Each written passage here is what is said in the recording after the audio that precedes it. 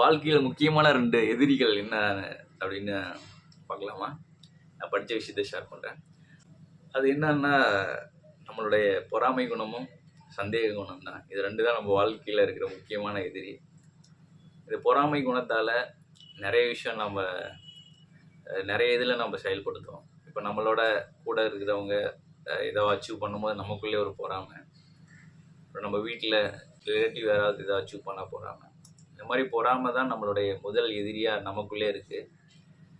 So அது பொறாமை இல்லாமல் நம்ம இருக்கணுன்ற மாதிரியும். அப்புறம் சந்தேகன்றது நிறைய விஷயங்கள் சந்தேகப்படுறோம். நம்ம கூட வேலை பார்க்குறவங்களோட சந்தேகப்படுறோம். ஸோ இந்த மாதிரி சந்தேகங்கள் எத்தனையோ குடும்ப வாழ்க்கை கஷ்டத்துக்கு கொண்டு போயிருக்கு. இப்போ கணவன் மனைவிக்குள்ள சந்தேகங்கள் வரும்போது அது அவங்க வாழ்க்கை சந்தோஷம் இல்லாமல் கொண்டு போகுது. அப்புறம் நம்ம கூட இருக்கிற நண்பர்கள் மேலே கூட வேலை அவங்களோட சந்தேகப்படுறது, இதெல்லாம் நமக்கான வளர்ச்சி முன்னேற்ற பாதையில் கொண்டு போகாதுன்ற மாதிரி சொல்கிறாங்க.